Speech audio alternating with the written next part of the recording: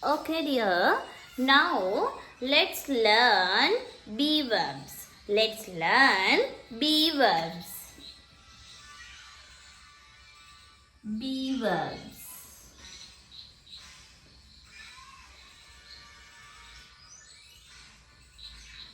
Be verbs. What are the be verbs? Do you know what are the be verbs? Be verbs am, is, are, was, were, will be. There are 6 big be verbs here. There are 6 be verbs here. What are they? Am, is, are, was, were, will be. be කියන එකට මම මීනින් එකක් දුන්නොත් සාමාන්‍යයෙන් වෙනවා වගේ තේරුමක් දුන්නොත් වෙනවා වගේ එකක් දුන්නොත් ඔන්න බලන්න වෙනස් වෙන විදිය. ඔන්න මම be කියන එකට normally ඔයාලට තේරුම් ගන්න පුළුවන් විදිහට වෙනවා කියලා මීනින් එකක් දුන්නා. හරිද? හරි. මම දැන් I'm going to teach about be verbs. Okay?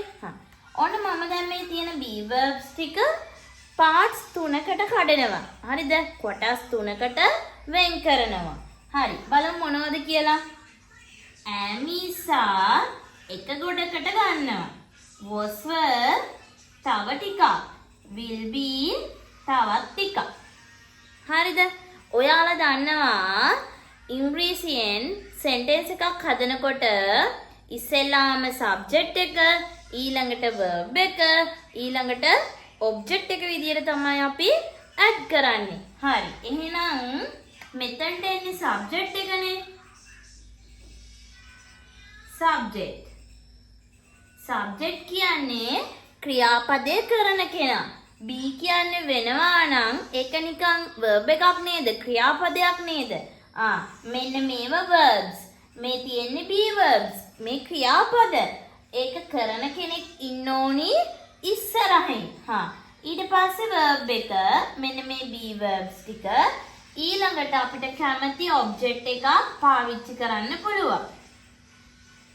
හරිද? subject plus be verb plus object. හරිද? මොනවා හරි subject එකක් එක්ක එක be verb එකක් දාලා ඒක ගැලපෙන විදියට අපි වෙන් කරගන්න ඕන. ඊට පස්සේ object එක අපි ඒකට add කරන්න ඕන. හරි. mainly ප්‍රධාන වශයෙන් subjects කීයක් තියෙනවද? how many subjects? you know I, she, he, it, you, we, they. හරි. ඔන්න ඔය ටික තමයි නේද? subjects වලට තියෙන්නේ මෙන්න මේ ටික. subjects වලට තියෙන්නේ මෙන්න මේ ඔයාලට පේන තියෙන ටික තමයි ගොඩක්ම තියෙන්නේ. ඒ කියන්නේ mainly ගන්න පුළුවන් මේ ටික. හරි. මම නිකමට ප්‍රශ්නයක් අහන්නම්. නිමල් කියලා person කෙනෙක් ඉන්නව නම්, නිමල් කියලා පුද්ගලයෙක් ඉන්නව නම් අයිති වෙන්නේ I වලටද? නෑ. I කියන්නේ මම. එහෙනම් I වලට නෙවෙයි. she කිව්වත් ඇය ගැලපෙනවද? no. he නිමල් කියනකොට සාමාන්‍යයෙන් ඒක මොනවද? නිමල් කියනකොට අපි දන්නවා ඒක පිරිමි කෙනෙක් නේද? boy කෙනෙක්. එහෙනම් he කියන එක තමයි අපිට මැච් වෙන්නේ. අනේ මේ විදියට දාලා ගන්න ඕන. පණ නැති දෙයක් නම් ඔයා හිතන්න පොතක් පෑනක් වගේ නම් ගන්නේ මොකද? පොතක් හෝ පෑනක් වගේ නම් it නේද? හරි. පොත් ගොඩාක් තියෙනවා නම් පණ නැහැ.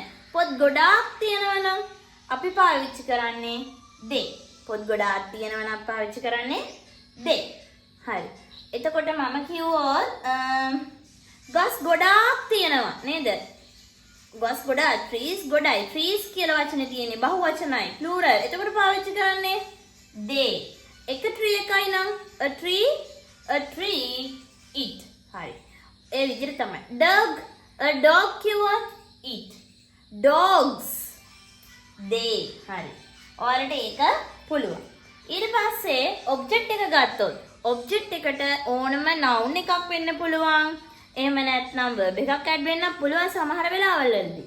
හරි. ඒ විදිහට අපිට කැමති object එකක් ඒ කියන්නේ sentence එකේ ඉතුරු ටික අපිට කැමති විදිහට වෙනස් කරගන්න පුළුවන්. එතන ඒ ගැන ප්‍රශ්නයක් තියාගන්න වැඩක් නැහැ. නිතරම අපි බලන්න ඕන subject එකයි verb එකයි. verb එකයි subject එකයි.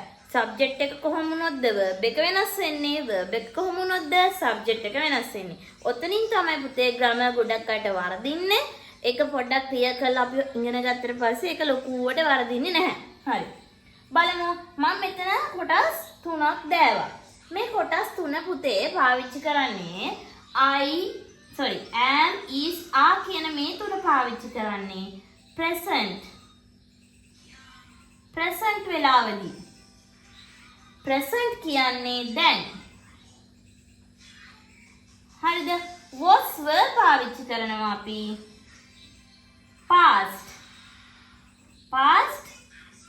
අතීත නේද? past පහු වෙලා ඉවරයි. දැන් මම be කියන එකට සාමාන්‍ය තේරුමක් දුන්න වෙනවා කියන එක. හරි. will be කියන එක future කියන්නේ අනාගත.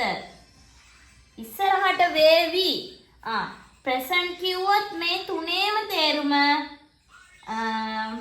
වෙනවා කියන තේරුමක් සාමාන්‍යයෙන් තියෙන්නේ. හොඳද? වෙනවා. past කිව්වොත් මේ දෙකේ තේරුම වෙලා ඉවරයිනේ. will be කිව්වොත් මේකේ තේරුම වේවි. හරිද? නැත්තම් ඉඳීවි ඒ වගේ තේරුම් සාමාන්‍යයෙන් ගන්න පුළුවන්. හරිද?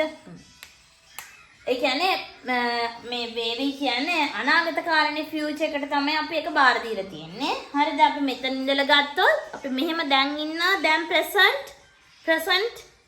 ඊළඟට ඉස්සර නම් මේ විනාඩියකට කලින් වුණත් කමන්නේ. ඒක අතීතෙටනේ අයිති වෙන්නේ. එතකොට ඒක අයිති වෙන්නේ past tense එකට. ඉස්සරහට නම් මේ තප්පරයකට කලින් තප්පරයකට පස්සේ හරි ඉස්සරහට වෙන්න තියෙන දෙයක් නම් ඒක future tense එකට අයිති. හරි. ඊළඟට අපි බලමු.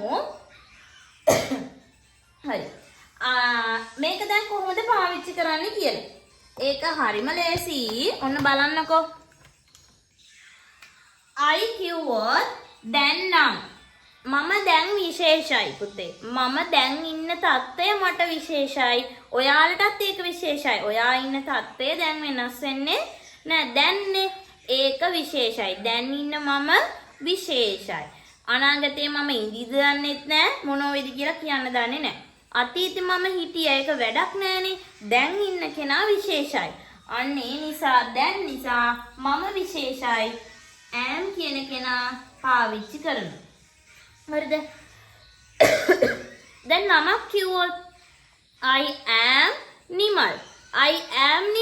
එතකොට මම නිමල් වෙලා ඉන්නේ දැන්නේ නේද? එතකොට ඒක වටිනවා. අන්න ඒ නිසා තමන් වටිනව නේද?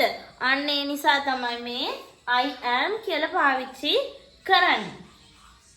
ඊළඟට she, he, it මේ වගේ singular නම් subject එකක් නම් is පාවිච්චි කරනවා. මේ වගේ plural subject එකක් නම් අපි පාවිච්චි කරනවා. හරිද? මේ දැන් තත්ත්වයකදී ඔයාලා අහලා තියෙනව නේද කොහොමද අපිට මේක කියන්නේ? අහලත් තියෙනවා. I am, she is, he is, it is, you are, we are, they are. ඒ විදිහට අහලා තියෙනව නේද? හරි. අපි බලමු. එතකොට past එකේදී මොකද වෙන්නේ? I වලටයි she, he, it මේ ඔක්කොටම අපි පාවිච්චි කරනවා was. හරිද? අතීතයේදී මම කියන කෙනා සිංගියුලර් නේද? මොකද මට අතීතේ වටිනාකමක් නැහැ. හරිද? මට අතීතයේ වටිනාකමක් නැහැ. අනේ ඒ නිසා she කිව්වත් එයා අතීතයේ එක්කෙනයි singular. he කිව්වත් අතීතයේ එක්කෙනයි singular. it කිව්වත් අතීතයේ එක්කෙනයි singular. ඒ නිසා was පාවිච්චි කරනවා. හරිද? was වල පටලැවෙන කවුරු හරි ඉන්නව නම් මම මේ නිකන් කියන්නේ. was වලට අකුරු පොඩ්ඩයිනේ. ඒ නිසා singular ඒක වචන පද වලට ගන්න. වලට අකුරු ගොඩයිනේ ගොඩකට ගන්න. ගොඩක් සබ්ජෙක්ට් එකක් තියෙන වෙලාවෙදි ගන්න. මම මේ නිකන් කිව්වේ අමතක වෙන කෙනෙක් ඉන්නවනම්. හරි. ඊළඟට you they we වගේ අය ඒ කියන්නේ ගොඩයි නම් plural නම් සබ්ජෙක්ට් එක plural නම් පාවිච්චි කරනවා මොකද්ද? පාවිච්චි කරනවා were. පාවිච්චි කරනවා were. හරි. ඊළඟට මේ අනාගතයේදී ඉස්සරහට දෙයක් වෙනකොට අපි දන්නේ මේක වේවිද නැද්ද කොහොමද ඒකින්ද මන්ද මුකුත් විස්තරයක් අපි දන්නේ නැහනේ. ඒ නිසා ඕනම දෙයකට ඕනම සබ්ජෙක්ට් එකකට ෆියුචර් ටෙන්ස් එකක් පාවිච්චි කරනවා නම් අපි පාවිච්චි කරන be verb එක තමයි will be. හරි. අපිට කැමති ඔබ්ජෙක්ට් එකක් මෙතෙන්ට දාගන්න පුළුවන්. මම අර එක්සැම්පල් එකක් කිව්වේ I am නිමල් කියන්නේ එතකොට ඔබ්ජෙක්ට් එක. හරි. මේක ඔයාලා නෝට් ඩවුන් කරගන්න.